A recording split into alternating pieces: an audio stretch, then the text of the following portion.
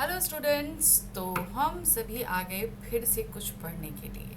आज क्या पढ़ने वाले हैं? आज जैसे कि आपको पता है कि हम क्लास 11-12 की कंबाइंड बुक अभिव्यक्ति और माध्यम स्टार्ट कर चुके हैं। तो स्टार्टिंग के इसके 2 चैप्टर जो हैं वो क्लास 11th के हैं। तो यहाँ पर अभी हम जो कर रहे हैं वो है चैप्टर नंबर 2 का 3rd पार्ट। डिटेल एक्सप्लेनेशन कर रहे हैं इसलिए थोड़े लेंदी हैं। अगर वन शॉट करेंगे तो मैं ड्यूरिंग एग्ज़ाम भी आपको इसे शॉर्ट वे में समझाऊंगी।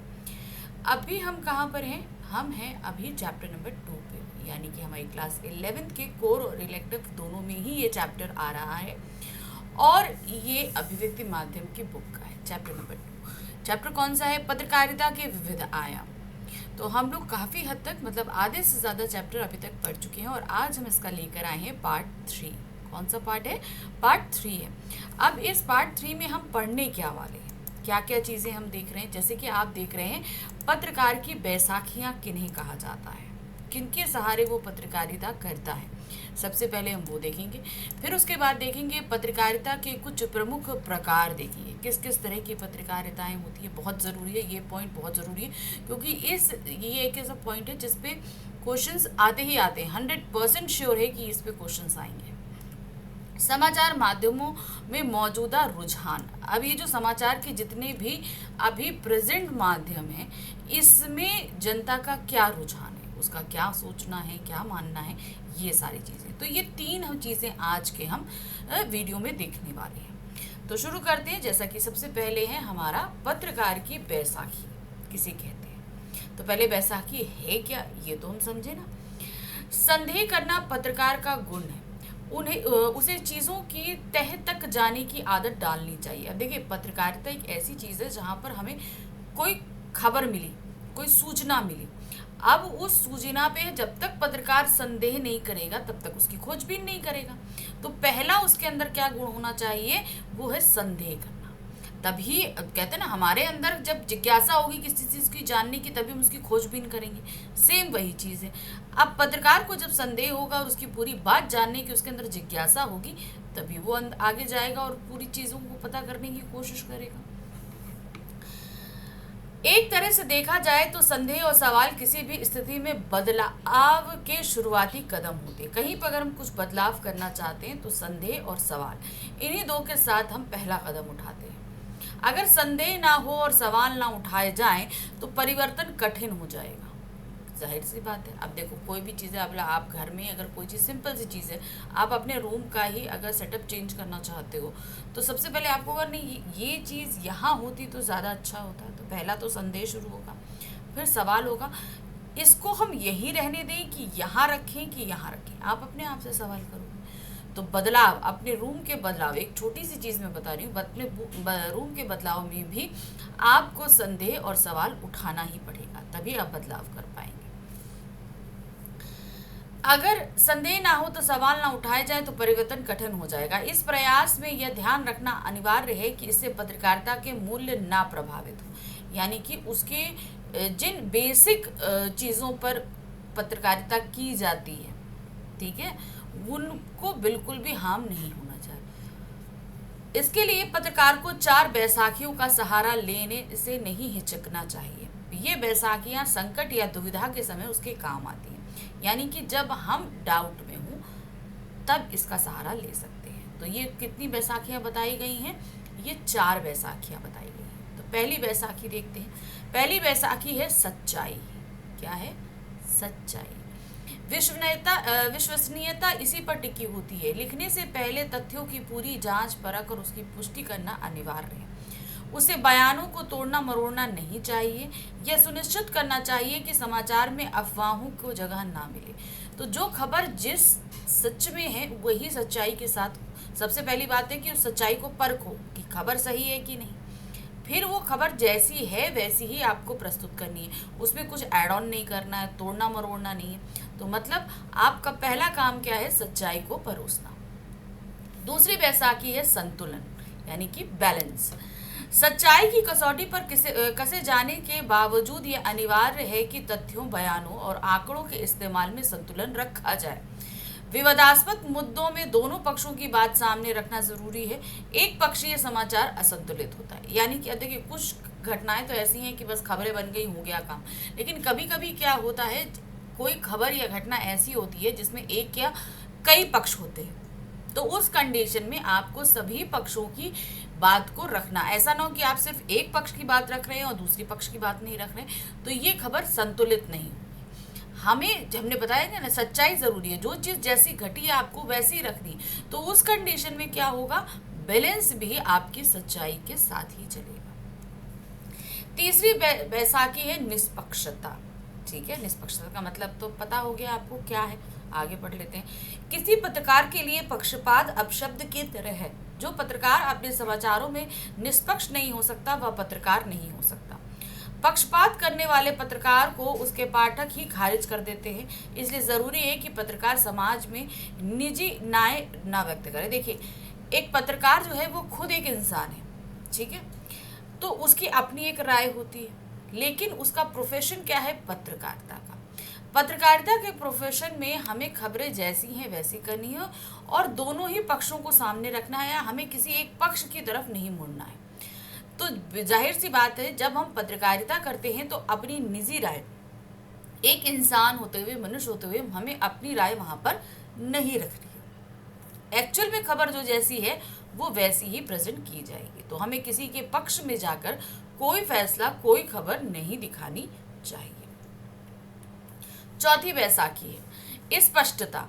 पत्रकारिता साहित्य से भिन्न है, यानी कि लिटरेचर। हो सकता है कि कोई समाचार लालित्यपूर्ण ढंग से लिखा गया हो, यानी कि उसमें कुछ ज्यादा डेकोरेशन या आडंबर किया गया हो, उसमें शब्दों की जादूगरी हो, लेकिन इसके कारण समाचार में अस्पष्टता का दोष नहीं आना चाहिए। समाचार से कोई भ्रम नहीं पैदा होना चाहिए, उसे शीशे की तरफ साफ होना चाहिए। इसके लिए अनिवार्य है कि समाचार में वाक्य छोटे और सीधे रहे तथा उनमें कोई उलझाव ना हो। तो देखिए, यहाँ पर एक जो सबसे बड़ी चीज़ है वो आपको ध्यान रखनी है कि जो भी आप खबर लिखेंगे वो एकदम स्पष्ट होनी चाहिए, एकदम क्रिस्टल क्लियर। जो लिख रहे हैं लोगों को साफ तौर से समझ, ऐसा ना हो कि आपने अपनी भाषा को सजाने के लिए ऐसे शब्दों का इस्तेमाल कर लिया जिससे ये जो समाचार लिखा जा रहा है उसमें स्पष्टता नहीं, यानी पाठक उसको पढ़कर ठीक से समझ नहीं पा रहा है कि इसका अर्थ है क्या।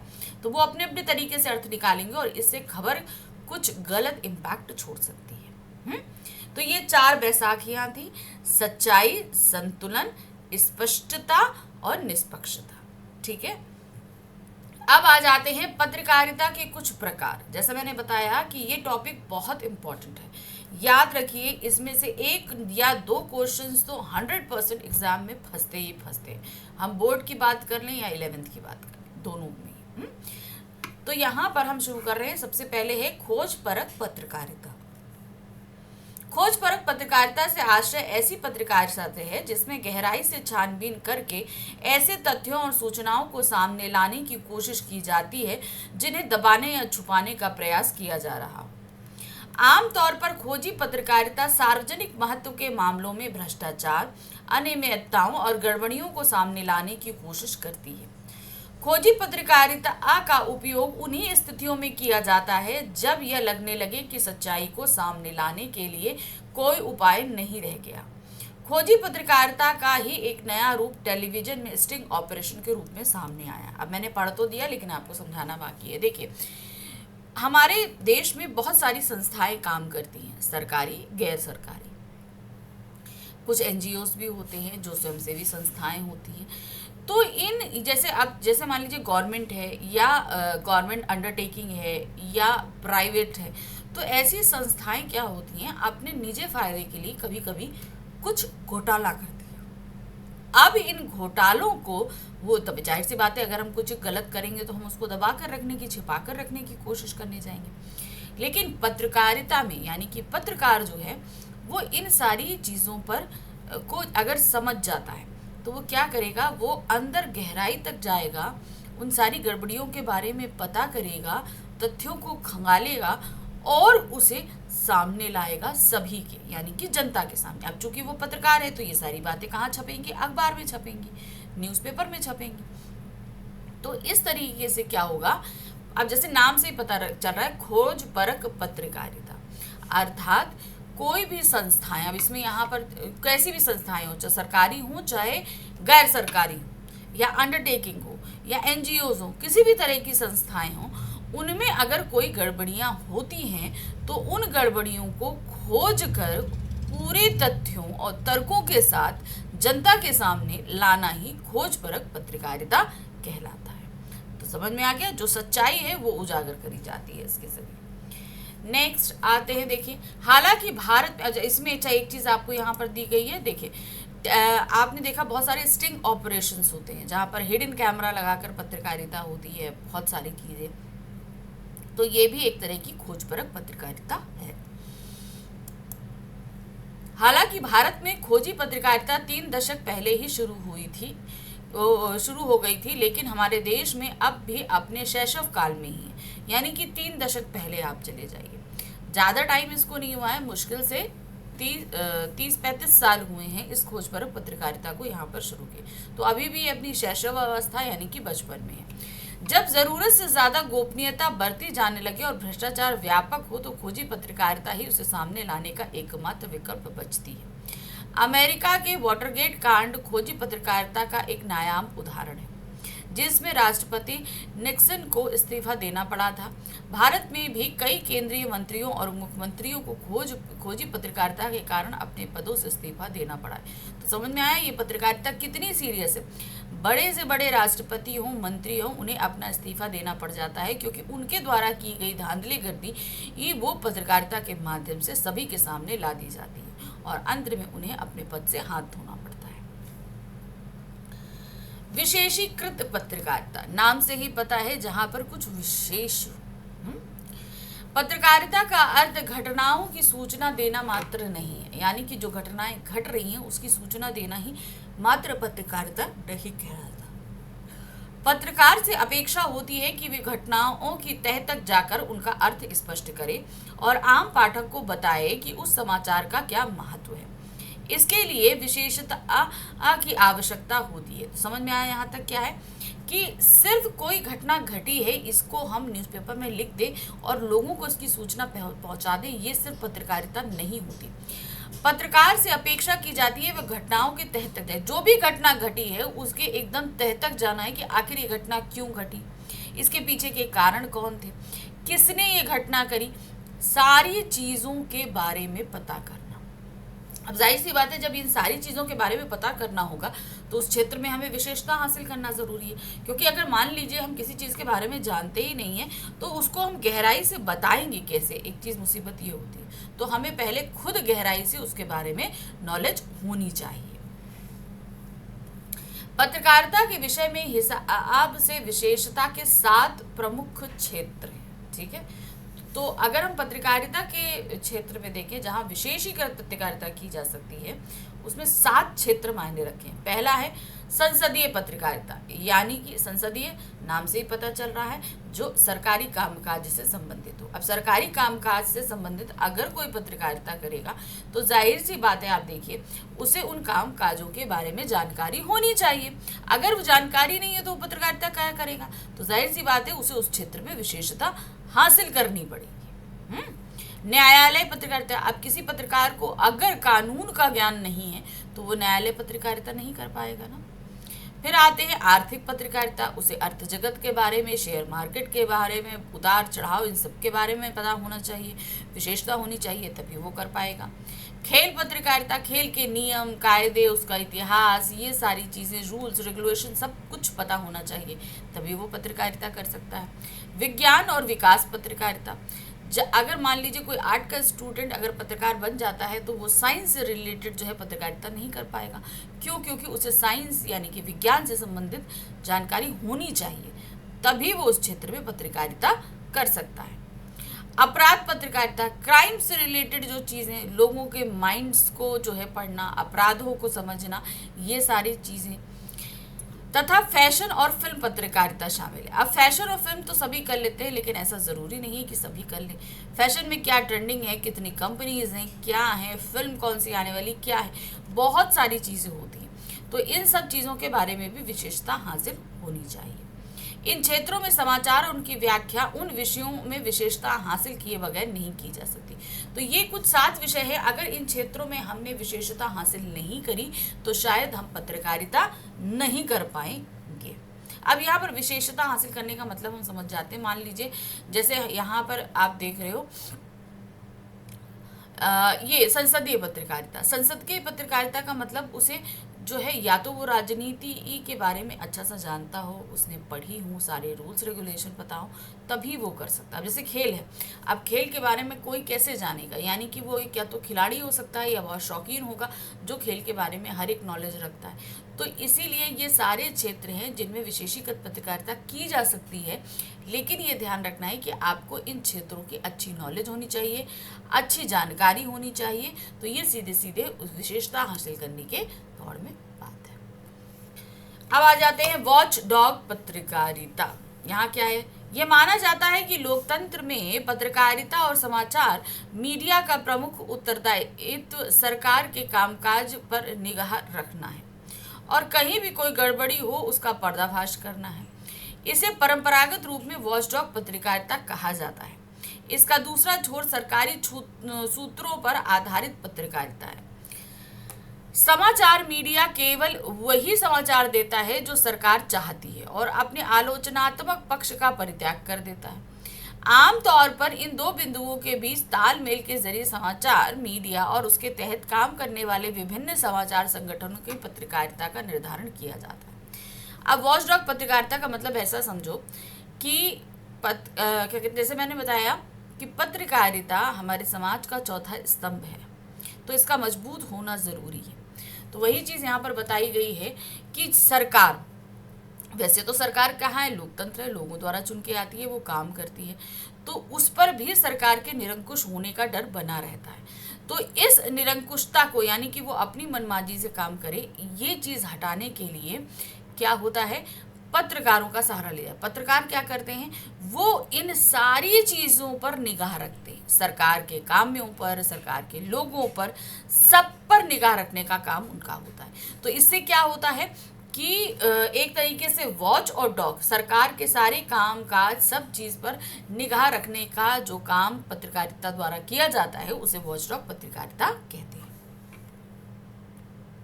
अब आते हैं एडवोकेसी पत्रकारिता। अब एडवोकेसी पत्रकारिता का क्या तात्पर्य है, ऐसे अनेक समाचार संगठन होते हैं जो किसी विचारधारा या किसी खास उद्देश्य या मुद्दे को उठाकर आगे बढ़ते हैं और उस विचारधारा या उद्देश्य या मुद्दे के पक्ष में जनमत बनाने के लिए लगातार और जोर शोर से अभियान चलाते हैं। इस तरह की पत्रकारिता को पक्षधर या एडवोकेसी पत्रकारिता कहा जाता है। तो एडवोकेसी पत्रकारिता का मतलब समझ में आया क्या, कि यहाँ पर इनका कहने का मतलब है कि इस जो विचारधारा किसी खास उद्देश्य को उठाकर, अब मान लीजिए जैसे आप हम लोग के यहाँ बहुत सारे ऐसे कांड हुए हैं जहाँ पर लोग इस बात में अवेयर नहीं थे, जैसे तंदूर कांड हुआ, निर्भया कांड हुआ, तो लोग सिर्फ इसको नॉर्मल ले रहे थे, खबर के तौर पर पढ़ते थे, रख देते थे। लेकिन पत्रकारिता के जरिए ही निर्भया को न्याय दिलाने के लिए एक अभियान चलाया गया, तो लोग उससे जुड़ते गए और लोगों का माइंडसेट सेट होता गया कि ये जो व्यक्ति है, वे जितने भी ये 4-5 व्यक्ति हैं निर्भया कांड के दोषी, इनको जो है सजाए मौत मिलनी चाहिए। तो एक तरीके से पत्रकारिता के माध्यम से लोगों का ध्यान एक तरफ खींचकर ले जाने का काम जो करती है, लोगों का एक मत बनाने का काम जो करती है, उसे हम कहते हैं एडवोकेसी पत्रकारिता। तो बेसिकली एडवोकेसी का मतलब ये नहीं है कि हमें नियम कायदे का पता होना चाहिए। यहाँ पर तात्पर्य है कि हम पत्रकारिता करते हुए अपनी बातों से कोई भी घटना हो, कुछ भी हो, हम पूरे लोकतंत्र या जनमत को, लोगों की सोच को उस तरफ भेजने में कामयाब हो जाए। अब कुछ समाचार टेलीविजन चैनल और किसी खास मुद्दे पर जनमत बनाने और सरकार को अपने अनुकूल प्रतिक्रिया करने के लिए अभियान चलाते। बहुत सारे देखिए, टेलीविजन पर भी होता है, रेडियो पे भी होता है, सब जगह होता है। अब आते हैं वैकल्पिक पत्रकारिता। भाई ये क्या होती है, मीडिया स्थापित राजनीतिक सामाजिक व्यवस्था का ही एक हिस्सा है और व्यवस्था के साथ तालमेल बिठाकर चलने वाले मीडिया को मुख्य धारा का मीडिया कहा जाता है। तो देखिए क्या है, पत्रकारिता का मतलब सिर्फ ये नहीं है कि अखबारों के लिए काम करें, ये पत्रकारिता टीवी चैनल्स मीडिया के लिए भी होता है। तो ये मीडिया जो है सामाजिक और राजनीति में भी हिस्सा लेती है। ध्यान रखिए, बहुत सारे आपने देखे होंगे ऐसे उदाहरण। तो वही चीज़ उन्होंने बताया कि बहुत ज़रूरी है कि जो ये मीडिया है, जो भी ये समाचार केंद्र के लोग हैं, ये हमेशा ऐसा तालमेल बिठाकर चले जो लोगों के साथ, उनके सोच के साथ हो। इसी तरह की मीडिया आमतौर पर व्यवस्था के अनुकूल आलोचना के एक निश्चित दायरे में ही काम करती है। तो जाहिर सी बात है, जब ये निश्चित दायरे में काम कर रही है तो बहुत सारे लोग जो हैं इसके बारे में अपना मत बनाते हैं, सब कुछ करते हैं। तो ये नहीं है कि वो अकेले चल रही है, उसकी सोच अकेले है, वो आसपास के बहुत सारे लोगों को, उनकी सोच को मिलाकर आगे बढ़ रही है। इस तरह के मीडिया का स्वामित्व आमतौर पर बड़ी पूंजी के पास होता है और वह मुनाफे के लिए काम करती है। उसका मुनाफा मुख्यतः विज्ञापन से आता है। तो अब देखिए, ये जितने भी समाचार एजेंसी हैं या मीडिया, टेलीविज़न, जो कोई भी हैं, इसके जो भी मालिक होते हैं ये बड़े बड़े पूंजीपति होते हैं। तो यहाँ पर इनको ये मुनाफे के लिए काम करती हैं कि इनको से फ़ायदा मिले, लेकिन इसमें सबसे ज़्यादा मुनाफा होता है इनको विज्ञापन से, एडवर्टाइजमेंट से। टीवी में भी देखिए बहुत सारे एडवर्टाइजमेंट आते हैं, न्यूज़पेपर में भी बहुत सारे एडवर्टाइजमेंट छपते हैं। तो इन्हें सबसे ज़्यादा जो इनकम होती है वो किससे होती है? विज्ञापन से। इसके विपरीत जो मीडिया स्थापित व्यवस्था के विकल्प को सामने लाने और उनके अनुकूल सोच को अभिव्यक्त करता है, उसे वैकल्पिक पत्रकारिता कहा जाता है। तो समझ में आया यहाँ पर क्या हुआ कि इसके विपरीत मीडिया स्थापित व्यवस्था के विकल्प को सामने लाने और उनके अनुकूल सोच को अभिव्यक्त करता है। कहने का तात्पर्य क्या है? हमारी एक सोच चल रही, हमारी सोच में वो ऐसी बहुत सारी चीज़ों को इम्प्लीमेंट करेंगे कि हम अपनी जिस सोच पर बैठे थे, जो निर्णय बैठे थे, क्या वो सही है या नहीं है, इस पर हमारे दिमाग को वापस लेकर आती है। उसे वैकल्पिक पत्रकारिता कहते हैं। कहने का तात्पर्य है कि हमारी जो सोच है उसको मोड़ कर दूसरी तरफ ले जाना। आमतौर पर इस तरह की मीडिया को सरकार और बड़ी पूंजी का समर्थन हासिल है। हमने कहा ना कि इस तरह की जो भी पत्रकारिता होती है इसमें सरकार को भी, पूंजीपतियों को बहुत लाभ होता है। उसे बड़ी कंपनियों के विज्ञापन भी मिलते हैं और वह अपने पाठकों के सहयोग पर निर्भर होता है। तो पैसे भी मिल रहे हैं और कार्य भी चल रहा है देश में। अच्छा, अब हम आ गए कहाँ पर? समाचार माध्यमों में मौजूदा रुझान, यानी कि जो समाचार के जितने भी माध्यम हैं इसमें लोगों की अपनी क्या सोच है इसको लेकर, ये चीज। हाँ, देश में मध्यम वर्ग के तेजी से विस्तार के साथ ही मीडिया के दायरे में आने वाले लोगों की संख्या भी तेजी से बढ़ रही है, क्योंकि आम लोग भी अपने स्तर को सुधार कर रहे हैं। साक्षरता और क्रय शक्ति बढ़ने से भारत में अन्य वस्तुओं के अलावा मीडिया के बाजार का भी विस्तार हुआ है। तो जैसे जैसे लोग, अब कहते हैं ना, जो मिडिल क्लास है वो भी, उनकी भी इनकम बढ़ रही है, तो वो लोग भी क्या है, वो हर क्षेत्र में खरीदारी अपनी सोच विचार में लेकर आ रहे हैं। इस प्रकार बाजार की ज़रूरतों को पूरा करने के लिए हर तरह के मीडिया का फैलाव हो रहा है। जैसे अब ये मीडिया क्या है? रेडियो, टेलीविज़न, समाचार पत्र, सैटेलाइट टेलीविज़न और इंटरनेट सभी विस्तार से रास्ते पे हैं। तो मीडिया के जितने भी ज़रिए हैं वो सब भी बहुत तेज़ डेवलपमेंट कर रहे हैं, क्योंकि लोग आजकल अप टू डेट रहना चाहते हैं। लेकिन बाजार में इस तरह विस्तार के साथ ही मीडिया का व्यापारीकरण भी तेजी से हो रहा है। अब मीडिया जहां अपने फैलाव, अपने क्षेत्र को बढ़ा रही है, वहीं बिजनेस भी इससे बहुत हो रहा है। ठीक है, उनका यहाँ पर देखिए, पत्रकारिता का मेन क्या है? लोगों को अवेयर करना, शिक्षा देना, ये सारी चीज़ें। लेकिन धीरे धीरे ये मीडिया कर्मी क्या है, वो अर्निंग करने लगे हैं इससे। मीडिया के क्षेत्र में बड़े पैमाने पर प्रवेश हो रहा है। पूंजीवादी वर्ग ने भी मीडिया के क्षेत्र में बड़े पैमाने पर प्रवेश किया। तो जो रिच पर्सन है, बड़े बड़े, वो भी अब मीडिया के क्षेत्र में उतर रहे हैं। व्यापारीकरण और बाजार होड़ के कारण हाल के वर्षों में समाचार मीडिया ने अपने खास बाजार यानी कि क्लास मार्केट पर आम बाजार यानी कि मास मार्केट में तब्दील करने की कोशिश की है। यही कारण है कि समाचार मीडिया और मनोरंजन की दुनिया के बीच का एक अंतर कम हो गया है। तो पहली बात आप यहाँ पर डालिए कि जो यहाँ पर अभी जो पूरा कंक्लूजन मेरे सामने यहाँ पर जो निकल के आ रहा है कि लोग अब अपने आप को अवेयर रखना चाहते हैं, जानना चाहते हैं, समझना चाहते हैं, इसलिए पत्रकारिता में भी बहुत धीरे धीरे डेवलपमेंट हो रहा है, विस्तार से वो बढ़ रहा है ताकि लोग उसमें शामिल हो सके। तो इस तरीके से क्या है कि इन लोगों ने क्या किया, अपनी खास मार्केट को भी आम मार्केट में तब्दील किया। खास मार्केट जहाँ पर कुछ पूंजीपति ही आते थे, मगर आम मार्केट में तब्दील करने से क्या हुआ कि जो नॉर्मल जेंट्री भी है उसने भी यहाँ पर प्रवेश लेना शुरू कर दिया है। और कभी कभार तो दोनों में अंतर कर पाना मुश्किल हो जाता है। समाचार के नाम पर मनोरंजन बेचने के इस रुझान के कारण आज समाचारों के वास्तविक और सरोकारीय सूचना और जानकारी का अभाव होता जा रहा है। तो आपने देखा यहाँ पर कि इतना सब होने के बावजूद भी क्या है, अब समाचार चैनल जो है ज़्यादा से ज़्यादा मनोरंजन बेचना चाहते हैं, क्योंकि अगर कोई चैनल बहुत बोरियत लिए हुए है तो हम वहाँ पर टिकेंगे ही नहीं। तो मनोरंजन होना चाहिए, इंटरेस्टिंग होना चाहिए, ताकि लोग आपसे जुड़े भी और काफ़ी लंबे समय तक जुड़े भी रहें। आज निश्चित रूप से ये नहीं कहा जा सकता कि समाचार मीडिया का एक बड़ा हिस्सा लोगों को जानकार नागरिक बनने की मदद करता है। तो ये बहुत बड़ा काम एक मीडिया का है कि वो क्या करता है, लोगों के अंदर जानकारियाँ भरता है ताकि लोग अप टू डेट रहें, यानी कि जागरूक नागरिक बने रहें। बल्कि अधिकांश मौकों पर यही लगता है कि लोग गुमराह उपभोक्ता अधिक बढ़ गए हैं। अगर आज समाचार की परंपरागत परिभाषा के आधार पर देश के जाने माने समाचार चैनलों का मूल्यांकन करें तो एक आज चैनल को छोड़कर अधिकांश सूचना रंजन यानी कि इन्फोटेनमेंट के चैनल बनकर रह गए। तो मतलब हम देखें कि बहुत सारे आजकल चैनल हैं, न्यूज़ चैनल देखेंगे, बहुत सारे चैनल्स में आप देखेंगे बहुत सारे डांस आते हैं, कार्टून्स आती हैं, सब कुछ आता है।